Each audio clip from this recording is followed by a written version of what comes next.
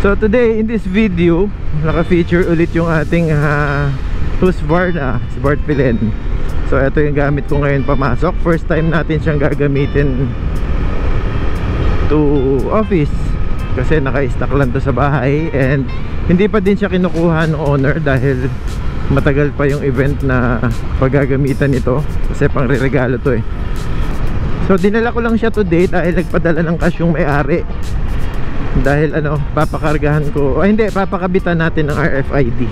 And at the same time, na-release na rin yung kanyang ORCR from Wiltec. Na-release kahapon, so may copy na tayo. So pwede na natin siyang gamitin. Then later, papakabitan natin siya ng yung temporary plate. Uy, malakas din yung power niya. Sarap pigay, no? Iwan agad yung yung nasa likod ko na Honda Civic. Hindi naman nire-race, kaya lang mararamdaman natin yung yung power niya. Meron siyang ibibigay talaga pag piniga mo din. Well, of course 400cc yan eh. Although single cylinder siya, we can't deny na yung power ng 400cc nandyan din. Iba lang talaga yung yung pakiramdam pag walang pag nasanay ka na merong naka-open pipe yung yung muffler mo. Masyadong tahimik eh, nakakapanibago. Sarap niya gamitin, no? Siyempre naiba yung natin, naiba yung posture natin, yung riding posture. Upright yung body position. May konting lean lang siya forward, pero overall talagang naka-upright position ako. Ganda ng weather, oh. Kanina umaambon eh, buti hindi siya tumuloy. Yung hindi, ito ay mababasa. So since wala pa siyang RFID, bayad muna tayo dito.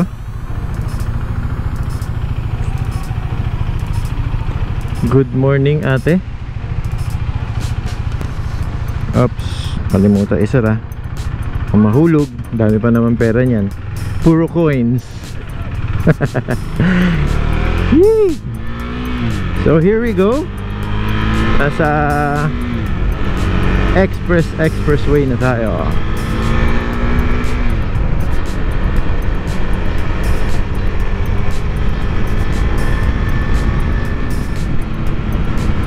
So yun ang napansin ko dito, since medyo malapit yung kanyang side mirrors. So nakangapa tayo ngayon kasi medyo dikit eh, oh.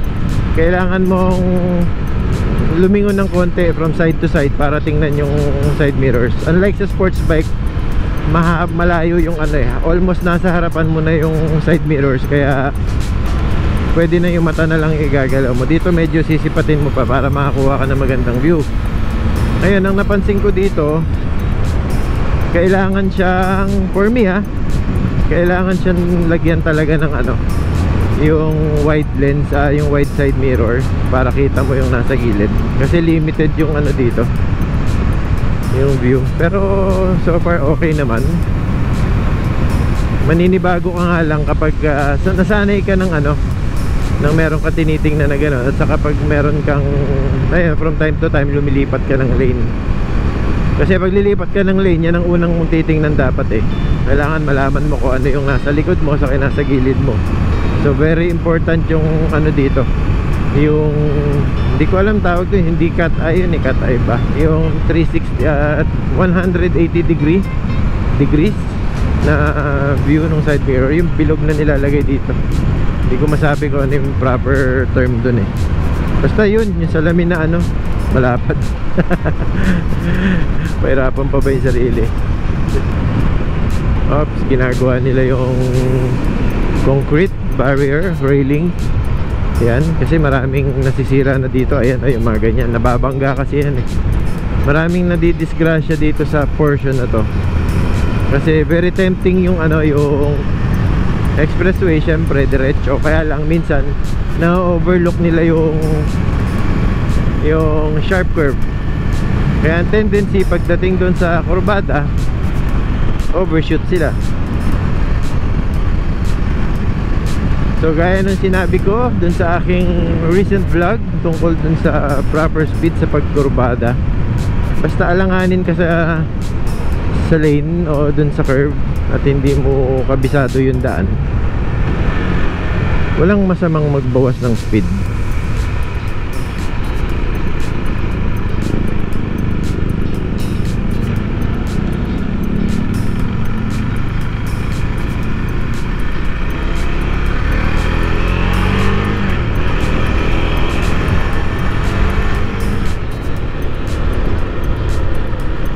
Okay guys, we are now heading dun sa pakabitan ng RFID.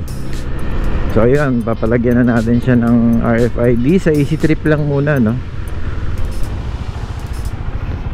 Uy, bakit kasi nandun siya sa kaliwa tapos pupunta pala siyang kanan? Ay nako, mga drivers nga naman, oh. So eto na tayo ngayon guys. We are heading dun sa installation ng RFID. So hopefully bukas yun, no? Kasi lunch break ngayon. Baka lunchtime, baka naka lunch break yung mga ano, yung mga personnel nila. Pero sana naman bukas. So lunch break ko din ngayon. Kaya ngayon ko nalilakad para makabalik ako ng alauna sa office. Hindi ko lang alam kung papayag yung magi-install ng ibang tao yung may dala ng motor. Kasi sa friend ko to, hindi ko dala yung license niya eh. Pero siguro naman pwede dahil nakarehistro naman na to.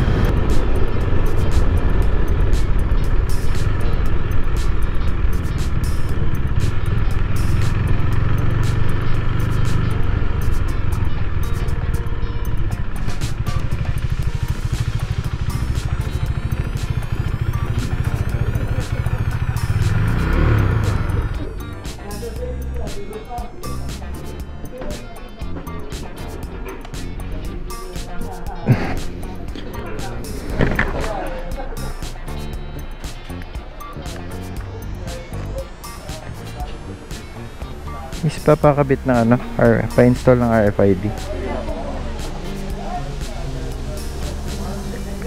Magkano yung initial installation? 500.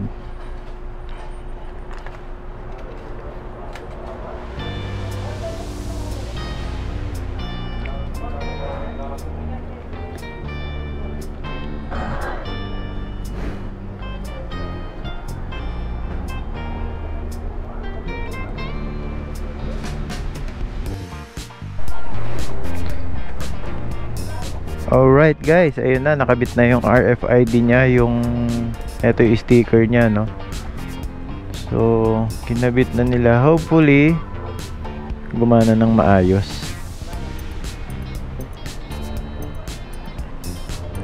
Ayan, tabingi pa yung kabit ni ate.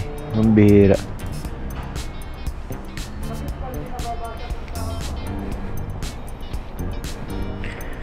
Hopefully gumana to. Kasi yung mga kinakabit nitong easy trip na to, itong system na to, karamihan hindi gumagana. O yan, naririnig ko yung mama dun, no? Ba't daw dun hindi nababasa? So ang problema talaga nito nasa system nila. O kung ano man technology ang ginagamit nila, may problema yan. Okay, since tapos na, nakabitan na siya, balik na tayo sa office.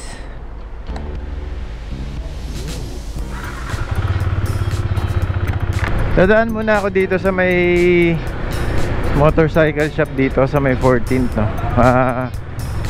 Bibilihan ko siya ng ano, ng bolt para dun sa kabitan ng plaka.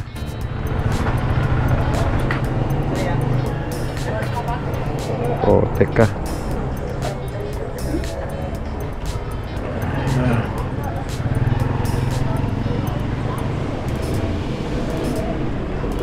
Boss, pabili lang nung ano, yung bolt sa plate number. Yung tornilyo niya, oo. Dalawa. Ano kulay siya? Kahit ano, neutral. Silver? Oh, sige, silver. Magkano isa?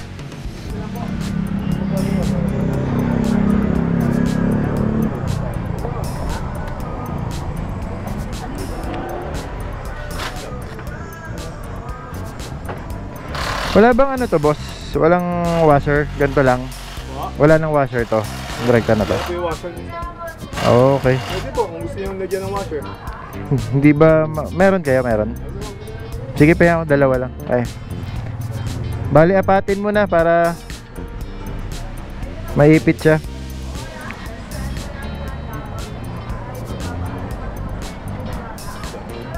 Bali 50 pesos lang sir.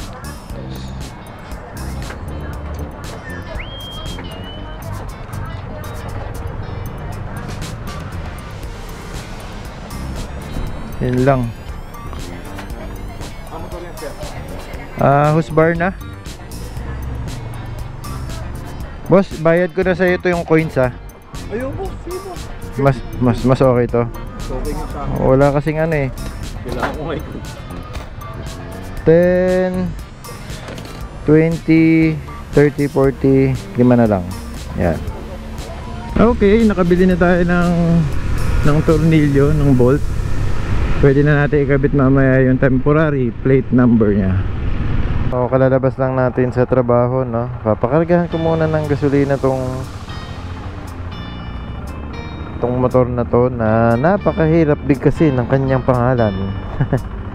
Let's go.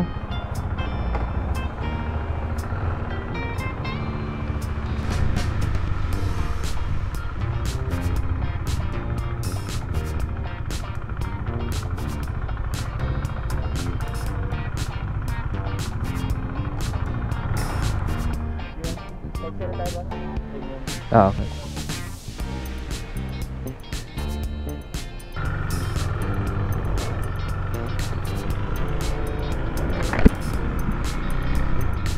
Woo! Lamig na naman. Parang kanina lang nung pinakabitan ko to nung umaga ng RFID. Napakainit. Tapos nakalimutan ko pa mag-jacket.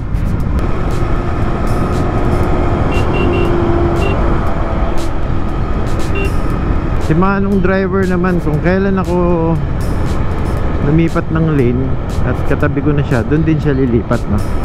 So nauna yung kanyang galaw bago yung signal.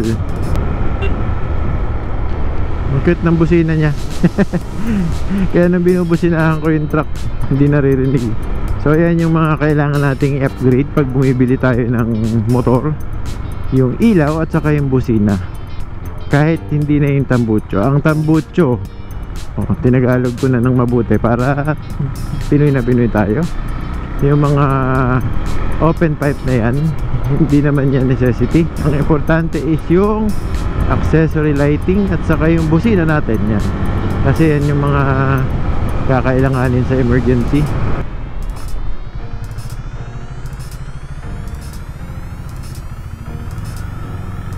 Uy, bakit sa kanya nababasa?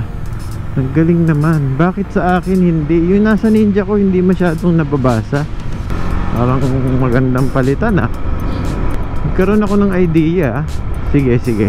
Papapalitan ko yung RFID ng Ninja natin. Tapos ilalagay ko dun sa may... Kasi sa akin nandito sa windshield. Nandito sa harapan.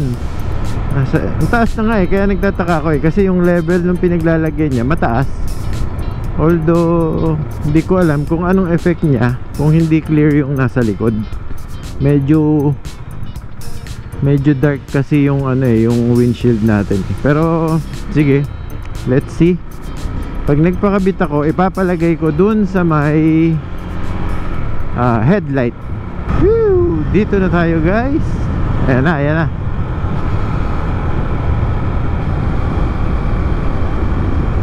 Okay, nandito na tayo guys. Nasa subdivision na tayo ulit.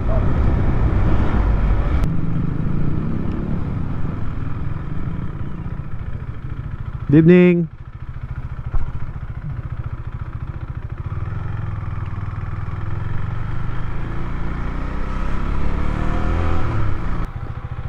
So, huwag pong kalimutan ulit mag-subscribe, saka i-hit po yung like and paki-click na rin po yung notification button para po sa mga susunod nating video.